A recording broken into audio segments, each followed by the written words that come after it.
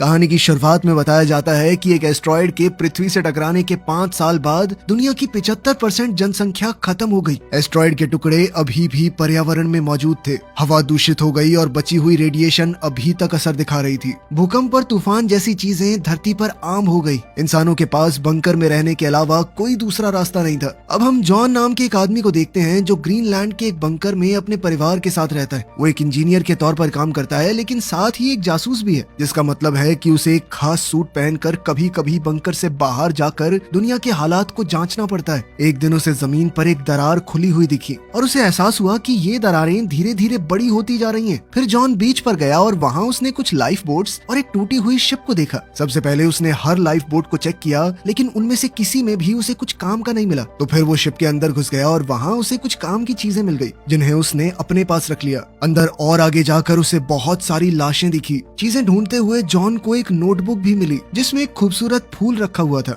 John ने उस notebook को भी अपने पास रख लिया। उसी वक्त बंकर से उसे रेडियो पर एक चेतावनी मिली कि एक बहुत ही खतरनाक तूफान आ रहा है। जॉन ने पूरी ताकत से दौड़ना शुरू कर दिया, क्योंकि तूफान बहुत तेज रफ्तार से उसके पीछे आने लगा था। खुशकिस्मती से जॉन गेट के ऊपर से कूदकर सही टाइम पर बंकर के अंदर घुस गया और तूफान के अंदर आने से पहले ही उसने गेट को बंद कर दिया। खुद को बचाने के बाद जॉन सदमे में बैठ गया। वो सोचने लगा कि मौत के कितना करीब था।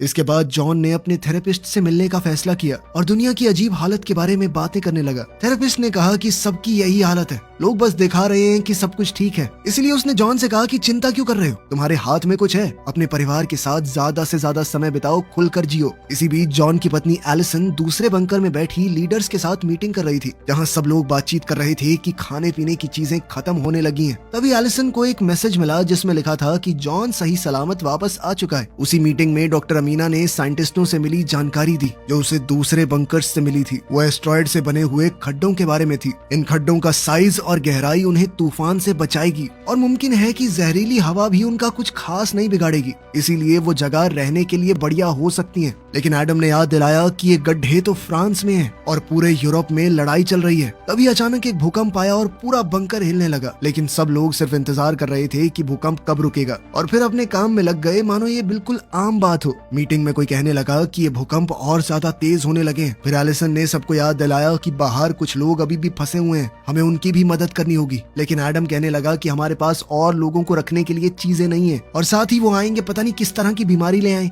इसीलिए इस चीज को तो छोड़ देना चाहिए। लेकिन एलिसन कहने लगी कि वोटिंग करके ही पता चलेगा लोग क्या चाहते हैं। हाथ उठे और ज्यादातर लोगों ने एलिसन का साथ दिया। इसीलिए ये तय हुआ कि कल बर्फ पर चलने वाली एक गाड़ी को भेजा जाएगा। बाद में जब जॉन बंकर की पाइप्स को ठीक कर रहा था, तभी एलिसन ने अपने बेटे नेथन को बाहर देखा। इस बात से वो बहुत गुस्सा हुई कि बीमार हो जाओगे, अंदर आओ जल्दी। अंदर अपने कमरे में नेथन टॉर्च का इस्तेमाल करके अपनी बेडशीट में किए गए छेदों से लाइट मार रहा था, जिससे ऊपर की दीवार पर सितारे बन जाते और उसे ऐसा महसूस होता कि वो आसमान को देख रहा है।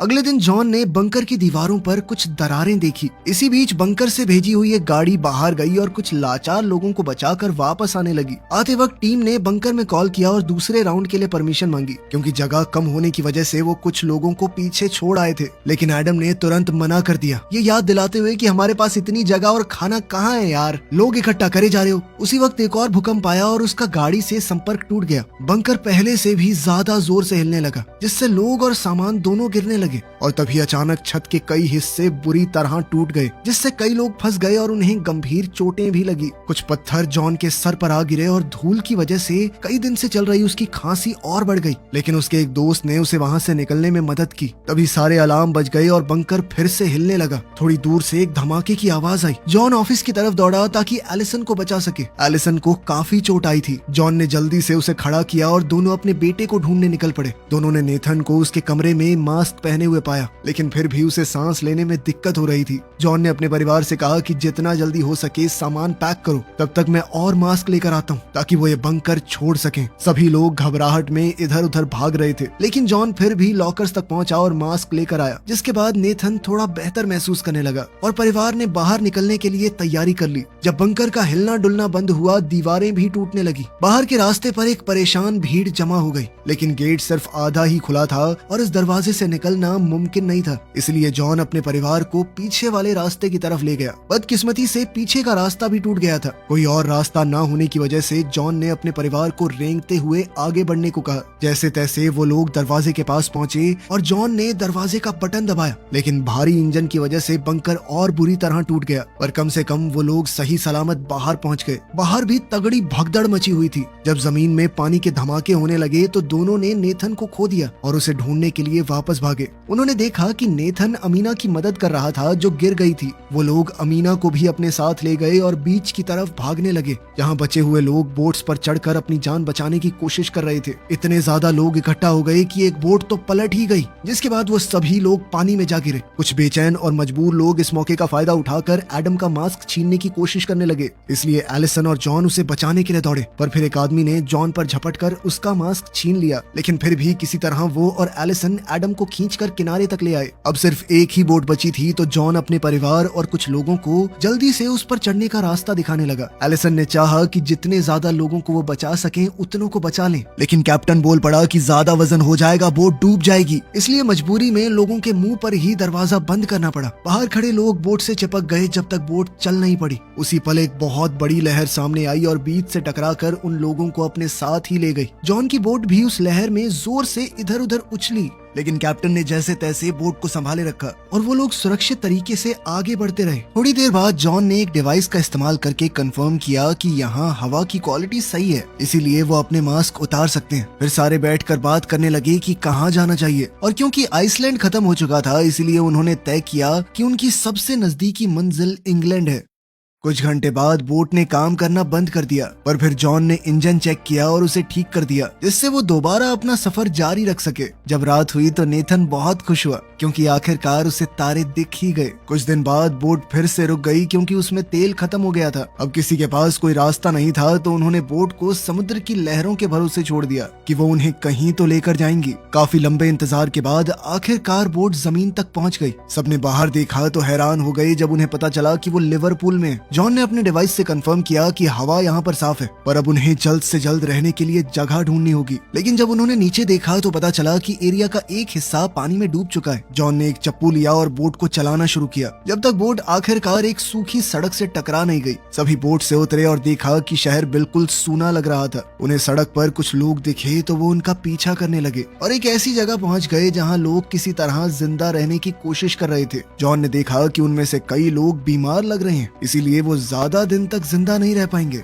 जॉन के ग्रुप को चीखने की आवाजें सुनाई दी। आवाजों का पीछा करते हुए उन्होंने एक भीड़ को देखा। कई लोग एक बंकर के बाहर हल्ला मचा रहे थे, जबकि कुछ फौजी उस बंकर को गार्ड कर रहे थे। एडम गेट की तरफ दौड़ा और बताने लगा कि हम ग्रीनलैंड स्टेशन के सरकारी अफसर हैं, हमें अंदर जाने दो। इस पर फौजी ने कहा कि अपनी आईडी दिखाओ, लेकिन सिर्फ एलिसन के पास आईडी थी और उसे अपने परिवार को छोड़कर अंदर नहीं जाना था। एडम फौजियों से बहस करने लगा, जबकि भीड़ और ज्यादा गुस्से में आ गई। अचानक से एक फौजी ने एडम को गोली मार दी। जब भीड़ में खड़ा एक दूसरा इंसान जबरदस्ती अंदर घुसने की कोशिश करने लगा तो उसे भी गोली मार दी गई। सोल्जर्स ने गेट बंद कर दिया और अलार्म बजना शुरू हो गया। उसी वक्त आसमान में आता हुआ एक तूफान दिखाई दिया और भीड़ घबराकर भागने लगी। अमीना और जॉन के परिवार ने एक वैन को रोका और ड्राइवर से उन्हें लंदन ले जाने को कहा, लेकिन ड्राइवर पेमेंट मांगने लगा, जिसके लिए जॉन ने उसे अपनी घड़ी दे दी। जिसके बाद ड्राइवर मान गया और गाड़ी तेज रफ्तार से शहर से निकल पड़ी। समय रहते वो लोग तूफान से भी बच गए। एलिसन नेथन को गले लगाकर तसल्ली दे रही थी कि सब सही हो जाएगा, जबकि अमीना एडम के लिए बहुत दुखी थी। ड्राइवर ने बताया कि लोग इतने मजबूर हो चुके हैं कि खाने के लिए किसी को भी मार देंगे। कुछ घंटे बाद वैन जंगल के बीच में थोड़ी देर के लिए रुक गई। तब जॉन ने ड्राइवर से पूछा कि तुम्हें फ्रांस की हालत के बारे में कुछ पता है? पर ड्राइवर कहने लगा कि वो इलाका बहुत ज्यादा खतरनाक है और मुझे तो एस्ट्रॉइड के खड्डे वाली वो बात झूठ सी लगती है कि वहाँ पर बहुत बढ़िया जमीन है, पानी है, सब कुछ है। अचानक उन्हें अजीब सी आवाज सुनाई दी तो उन्होंने देखा कि आसमान से अभी भी एस्ट्रॉइड के कई टुकड़े गिर रहे हैं। सभी लोगों ने तुरंत जल्दी से पेड़ों को पकड़ लिया ताकि वो हवा के साथ उड़ ना जाएं। लेकिन तभी वो ड्राइवर कहने लगा कि वो वैन ही मेरा मेरा सब कुछ है। वो अपनी वैन को बचाने के लिए दौड़ पड़ा, लेकिन इसी दौरान टुकड़े जमीन पर गिरने लगे और उनमें से एक ने ड्राइवर के साथ साथ वैन को भी तबाह कर दिया। जब ये टुकड़ों की बारिश खत्म हुई तो हमारे 4 बचे लोगों ने वैन से अपने बैग और काम की जो भी चीज मिल सकी निकाल ली और अब पैदल ही आगे का सफर जारी रखा। आखिरकार वो लंदन पहुंच गए और एक बहुत बड़ी बिल्डिंग का दरवाजा खटखटाने लगे। दरवाजा खुला पर अचानक से मैकेंजी नाम की औरत ने उन पर बंदूक तान दी, लेकिन इत्तेफाक से ये लोग मैकेंजी के पुराने दोस्त थे। उसने तुरंत बंदूक नीचे कर ली और उन्हें अंदर आने दिया। फिर उसने उन्हें बिल्डिंग के अंदर घुमाया और बताया कि ये बिल्डिंग एक रिटायरमेंट होम है, इसीलिए यहाँ रहने वाले सारे लोग बुजुर्ग हैं। मैकेंजी ने बताया कि मैंने पूरी बिल्डिंग को सील कर दिया है और कुछ सोलर पैनल्स की मदद से जनरेटर चल रहा है, वो हवा को साफ करता रहता है। सबने खाना पीना खाया और खूब बातें करने लगे। जॉन ने अब मैकेंजी से फ्रांस के उन गहरे गड्ढों के बारे में पूछा। मैकेंजी ने कहा कि मैंने अफवाहें तो सुनी है, लेकिन मैं नहीं जानती वो सच है या नहीं। बाद में एलिसन सोने की कोशिश कर रही थी, लेकिन सोए कैसे जॉन बाथरूम में बार बार खांस रहा था। जब उसने सिंक में देखा तो उसे खून दिखाई दिया। जॉन ने टालने की बहुत कोशिश की, लेकिन एलिसन ने कहा कि सच बताओ प्लीज। इसलिए जॉन ने आखिरकार अपना राज खोला। वो कहने लगा कि बंकर में एक डॉक्टर ने बताया था मुझे कि जब खून आने लगे तो सिर्फ 6 से 8 हफ्ते बचे हैं जीने के। ये सुनकर एलिसन पूरी तरह टूट गई। वो कहने लगी कि हम लोग यहीं रुक जाते हैं 2 महीने, तुम अपने आखिरी दिन आराम से बिता लो। लेकिन जॉन ने कहा कि मैं यहाँ नहीं मरने वाला, मैं तुम्हें और हमारे बेटे को सही सलामत फ्रांस तक लेके जाऊंगा, वहीं तुम्हारे लिए एक नया घर ढूंढने के बाद शांति से मर पाऊंगा मैं। अगले दिन मैकेंजी ने उन्हें रिटायरमेंट होम में खड़ी एक पुरानी गाड़ी सौंप दी ताकि वो लोग सुरक्षित अपनी जगह तक पहुंच पाएं। उसने जॉन के हाथों में एक बंदूक भी थमा दी ताकि वो अपनी और अपने परिवार की सुरक्षा कर सके। मैकेंजी ने उन्हें आखिरी बार गले लगाया और फिर चारों वहां से रवाना हो गए। कुछ घंटे बाद जब वो शहर के किनारे से गुजर रहे थे तो जॉन ने देखा कि नेथन उदास लग रहा है और वो आपस में बातचीत करते हुए कोई गेम खेलने लगे। पर तभी अचानक एक गोली खिड़की को तोड़ते हुए सीधा अमीना को जा लगी, जिसकी मौके पर ही मौत हो गई।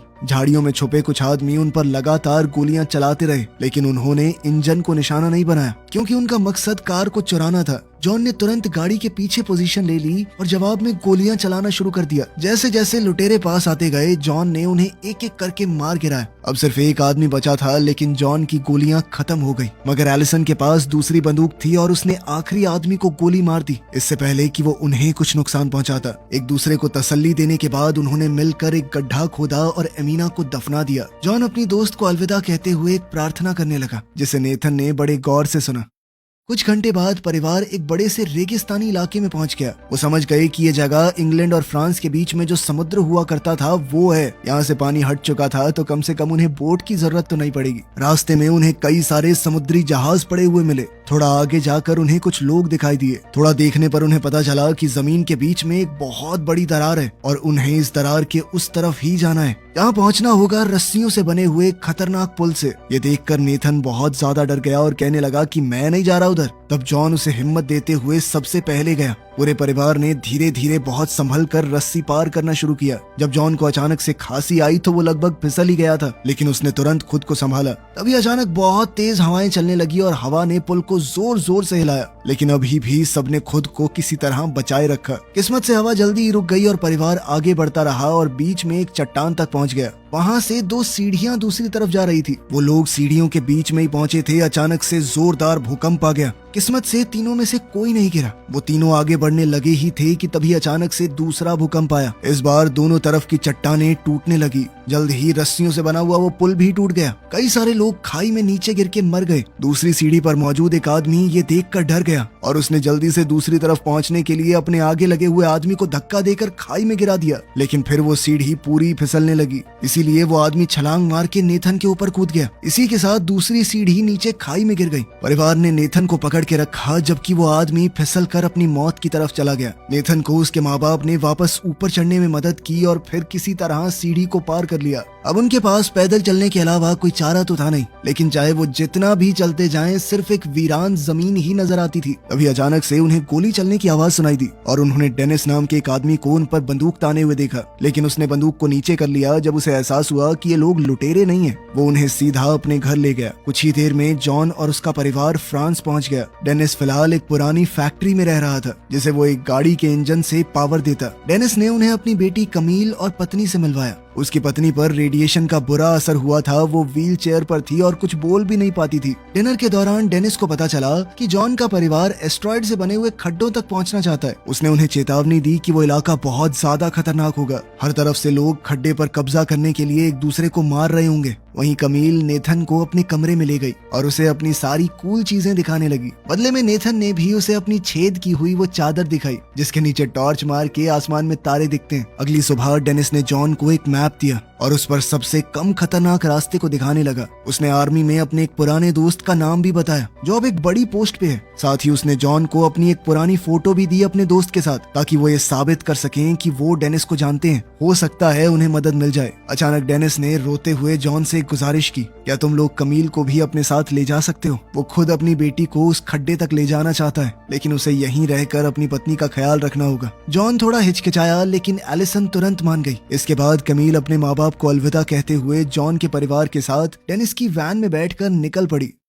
कुछ घंटे गाड़ी चलाने के बाद एलिसन ने नोटिस किया कि बच्चों का मूड खराब है, इसीलिए उन्होंने ब्रेक लेकर रुकने का फैसला किया। फिर जॉन ने बच्चों को एक गेम खिलाई जिससे मूड थोड़ा बेहतर हुआ। तभी अचानक उन्हें सड़क पर कुछ गाड़ियां दिखाई दी और कई फौजियों ने उन्हें घेर लिया। कमील ने अपने पिता के जनरल दोस्त का नाम लिया और फौजियों को मना लिया कि वो उन्हें एरिया क्रॉस करने में मदद करें। रात तक वो लोग एक लड़ाई के मैदान में पहुंच गए जहां आर्मी कुछ लोगों से लड़ रही थी। एक फौजी उन्हें पीछे से ले गया ताकि वो बिना किसी की नजर में आए जंगल से गुजर सके। जब उनके पास एक धमाका हुआ तो उन्हें रुकना पड़ा लेकिन जल्द ही उन्होंने दोबारा चलना शुरू किया और फिर कुछ तारों को पार करके और ज्यादा खतरनाक एरिया में पहुंच गए। अब उन्हें गोलियों और धमाकों से बचने के लिए जितनी तेज हो सके उतनी तेज दौड़ना पड़ा। हर तरफ लोग मर रहे थे और तभी परिवार ने एक आदमी को आग की लपेट में देखा। फिर उनके साथ वाले फौजी ने बंकर में कॉल करके बताया कि मेरे साथ सिविलियन है और कुछ दूसरे फौजियों ने उन्हें आगे बढ़ते रहने को कहा। जितना हो सकता था वो उन्हें कवर देते रहे। वो सब आगे बढ़ते हुए जंग के लिए तैयार की गई एक सुरंग तक पहुंच गए जहां जॉन बुरी तरह खांसने लगा और लगभग गिर पड़ा। सुरंग के अंदर से गुजरते हुए उन्हें कई लाशें मिली। आखिर में वो एक सीढ़ी तक पहुंचे और उनके साथ आए हुए फौजी ने उन्हें जंगल में भेज दिया, ये कहकर कि बस सीधे चलते रहना जब तक कैंप न मिल जाए। सुबह होने पर वो आखिरकार मिलिट्री कैंप तक पहुंच ही गए। कमील ने कुछ पहाड़ों की तरफ इशारा किया जो पहले वहां नहीं थे और जॉन ने हिसाब लगाया कि वो अपनी मंजिल के बहुत करीब आ चुके हैं। जब उन्होंने डेनिस के दोस्त के बारे में एक फौजी से पूछा तो पता चला कि वो तो मर चुका है और अब ये वाले फौजी उनकी मदद करने में इंटरेस्टेड नहीं है। इसलिए जॉन ने उन्हें बताया कि मेरे पास कुछ ही दिन बचे हैं भाई, मैं बस अपने परिवार को बचाना चाहता हूँ। एक आदमी ने उन पर तरस खाया और उन्हें अपनी बस में जगह दे दी। जॉन का परिवार और कुछ और लोग बस में बैठ गए जो उन्हें उनकी मंजिल तक ले जाएगी, लेकिन रास्ते में ही एक धमाका होने की वजह से सफर रुक गया। अचानक बस को कुछ लुटेरों ने घेर लिया। इसके लिए एक फौजी बाहर निकलकर लड़ने लगा लेकिन लुटेरों ने उसे तुरंत गोली मार दी। फिर एक बदमाश ने ड्राइवर को भी मार दिया और सभी को बस से उतरने पर मजबूर किया। जॉन ने अपने परिवार को तो बाहर भेज दिया लेकिन खुद पीछे ही रुक गया ताकि उस लुटेरे पर झपट सके। आवाज सुनते ही बाहर जब एक दूसरे लुटेरे ने अंदर जाने की कोशिश की तो पैसेंजर्स में से एक ने उसके सर पर पत्थर दे मारा। तभी बस के अंदर से 2 गोलियां चलने की आवाज आई। जॉन अपने हाथ में बंदूक लिए बाहर निकला और सब लोग खुश हो गए लेकिन जॉन को भी गोली लग चुकी थी। सब लोग बस में बैठ गए। नेथन ने जॉन के जख्म पर दबाव बनाए रखा जबकि एलिसन ने बस चलाई। कुछ ही देर में वो एक नए बने हुए पहाड़ की चोटी तक पहुंच गए और परिवार जॉन को संभालते हुए तब तक चलता रहा जब तक उन्हें अपनी मंजिल नहीं दिख गई। सभी अफवाहें सच निकली। एस्ट्रॉइड से बना हुआ एक खड्डा एक बेहद खूबसूरत जगह थी जहां उपजाऊ जमीन थी, कोई प्रदूषण नहीं था। एक नई जिंदगी शुरू करने के लिए ये बेहतरीन जगह है। उसी पल जॉन गिर पड़ा और उसके परिवार ने हर तरफ से उसे घेर लिया, उसकी मौत से पहले एक आखिरी बार अलविदा कहने के लिए। जॉन की मौत पर सब लोग फूट फूट कर रोने लगे और आखिरकार नेथन ने अपने पिता के लिए वही प्रार्थना कही जो उसने पहले